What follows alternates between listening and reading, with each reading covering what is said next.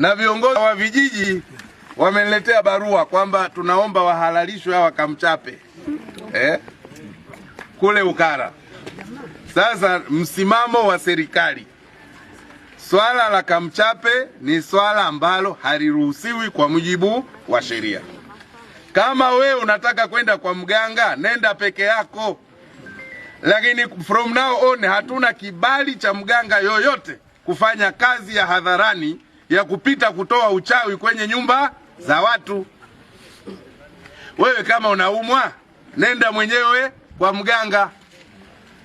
Na serikali inakataza ramli chonganishi, kwamba aliyekuroga ni jirani yako, ana macho mekundu. Hivi macho mekundu si jambo la kawaida tu kwenye mtaa. Anasema ni mrefu kidogo lakini ni mweusi. Sasa weusi na warefu si wapo? Sasa anakutengenezea mazingira ufananishe hivi. Huyu mbona kama shangazi yangu huyu? Sasa huo ni uchonganishi na serikali haiwezi kukubali. Hii kwa Ukerewe ndio burning issue. Nilileta kamanda wa polisi, aliwadhibiti wale wote ambao walikuwa wanaendekeza Kamchape, na narudia tena, yoyote kwenye kijiji atakaye waleta Kamchape, kwanza hakuna kibali cha huyo mtu anaitwa Kamchape kufanya kazi eneo lolote, sio tu la Ukerewe, mkoa wote wa Mwanza. Atakaye mleta, tutaleta polisi, atatafutwa, atasakwa, na tuko tayari kushughulika na watu wa namna hiyo, kwa sababu inaleta uchonganishi mkubwa.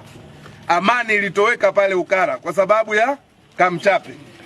Kwa hiyo wito wangu kwa wananchi kufuata sheria. Mheshimiwa Mkuu wa Wilaya, kwenye hili hakuna huruma. Wale ambao wana entertain vitu vya namna hiyo, wanaoleta uchonganishi, wao ndo wa kwanza kamata, tupa ndani. Halafu tutawapa mashtaka yao yanayowafaa huko. Tusipofanya hivyo tutaendekeza. Sasa hivi habari ya mjini ni bima ya afya, wala sio Kamchape. Sasa kulikuwa na swali mwananchi amekuuliza, mganga mkuu, sasa naomba unisaidie.